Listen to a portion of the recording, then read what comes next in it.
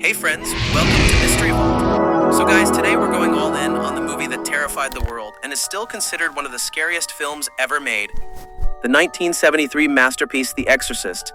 We're not cutting any corners, we're breaking down every chilling detail just like you asked, so buckle up because this one's gonna give you goosebumps. The movie opens in Iraq, in a place called Dura. There's an excavation going on, digging for mysterious ancient artifacts. We meet Father Merrin, who's out there working alongside the rest of the crew. Suddenly, right there in the dirt, they find an amulet. But this amulet isn't human. It belongs to an extremely dangerous demon named Pazuzu. And Pazuzu isn't your ordinary devil. In the hot summer months, he brings intense drought. And during the rainy seasons, he unleashes massive swarms of locusts, millions and millions of them. These locusts attack the crops in huge hordes, completely destroying them. Because of this, people start suffering terribly. They're starving, dying from hunger, and the locust groups just keep growing bigger and bigger, which is absolutely devastating. And let me tell you something else. Pazuzu has a major enemy named Lamu. Lamu is no one else but another demon, and Lamu's work is even more terrifying.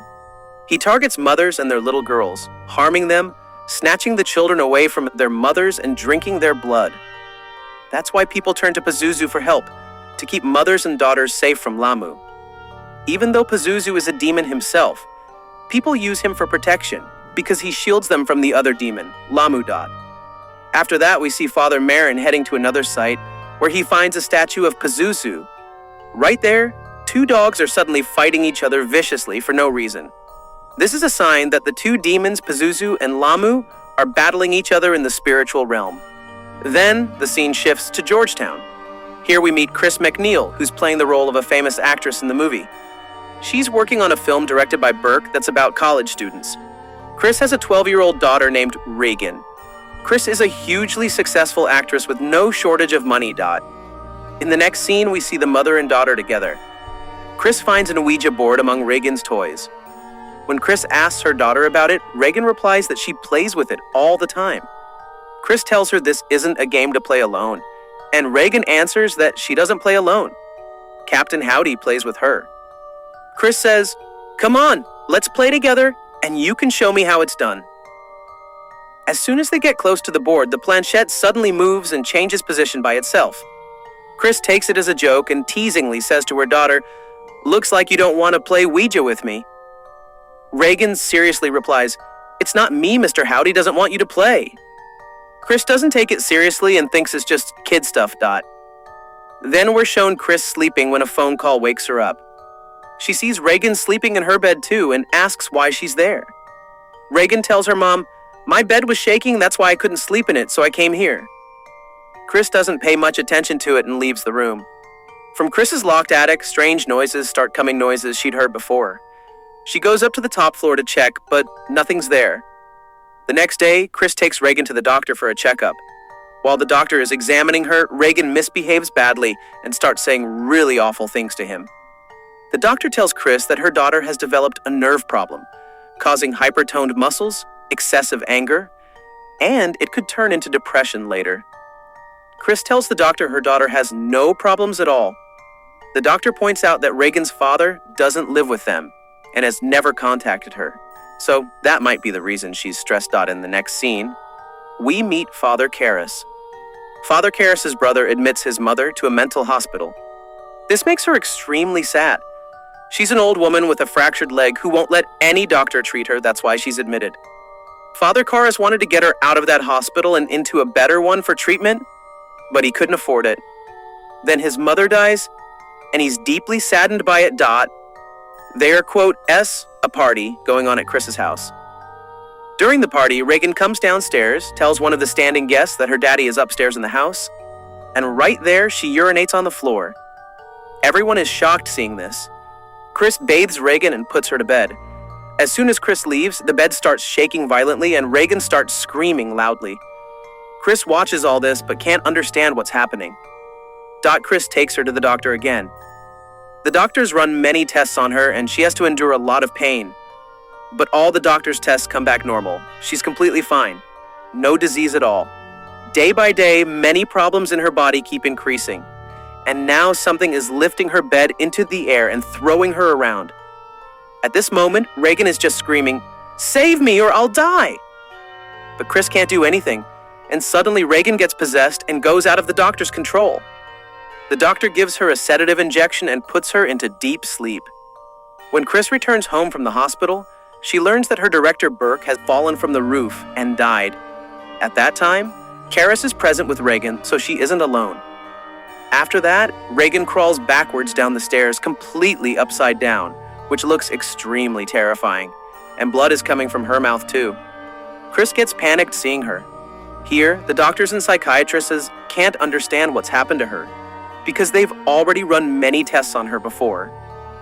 The strange thing is that no disease showed up in any of the tests. Everything was completely normal. So everyone gathers and advises Chris to go to someone who deals with black magic and get an exorcism done on Regan. In the next scene, William comes to meet Chris. He's handling Karras' case.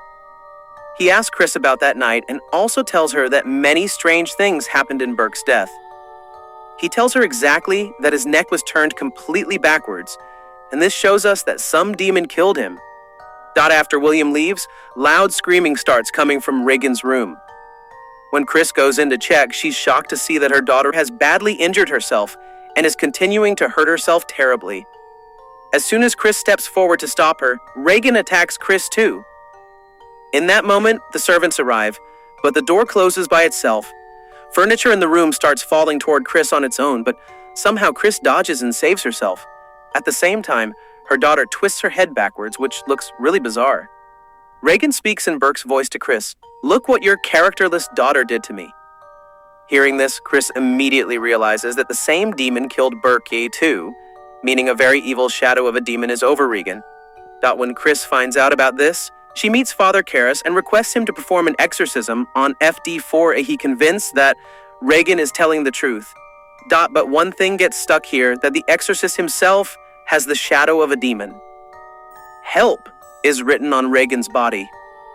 Further, capturing some of Regan's words, and Chris telling Father Karras that Burke's death happened the same way. After knowing this, Father Karras listens to the recorded voice of Regan, and in that recording, she's also taking Father Merrin's name. On the other side, Father Karras gets permission from the church to perform the exorcism, but the church decides to send someone with him who has performed an exorcism before.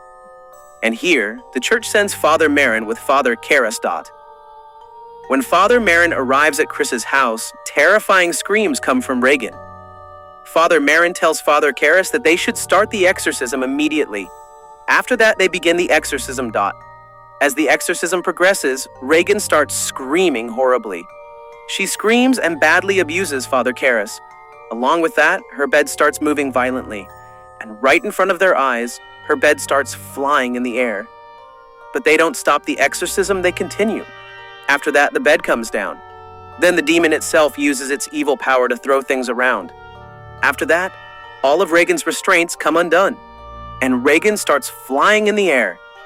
Both fathers barely manage to control her and bring her back to normal. During this, Father Merrin sees the shadow of the demon Pazuzu.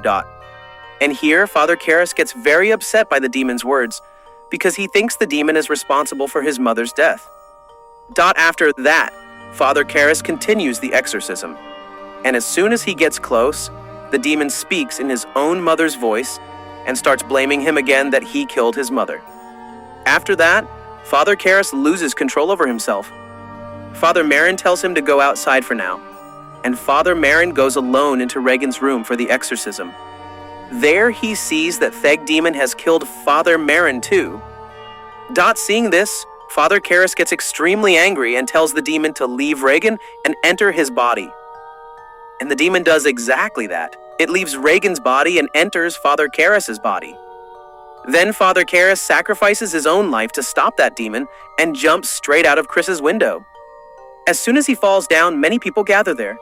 Then Father Karras' friend also arrives and helps him leave this world. Regan now returns to normal condition, and she has forgotten everything. She doesn't remember any of her old incidents. And after a few days pass, Regan leaves that place with her mother, and here the story ends. So, friends, this was the complete breakdown of The Exorcist, a film that still haunts people to this day. Like, if these details gave you chills, subscribe for more full horror recaps, and we'll see you in the next mystery. Until